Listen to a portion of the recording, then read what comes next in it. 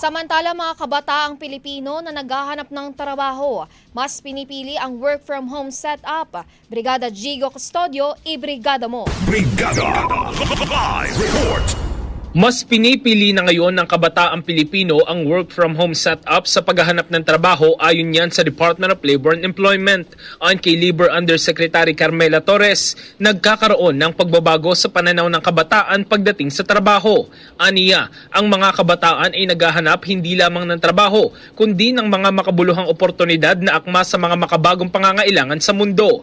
Kabilang sa mga hinahanap ng kabataan ngayon ay ang flexible work arrangements, mga trabahong gumagamit ng digital na teknolohiya at mga posisyong nakatutok sa sustainable practices. Dahil dito, iginiit ni Torres na kailangan maging mas flexible ang gobyerno sa pag-akma sa mga bagong henerasyon na mga manggagawa.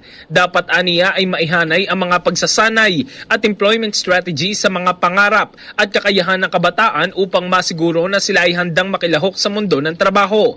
Tinatayang nasa 6.415 million ang kabataang bahagi ng labor force sa Pilipinas noong April 2025, kung saan halos 88% o 5.67 million ang may trabaho.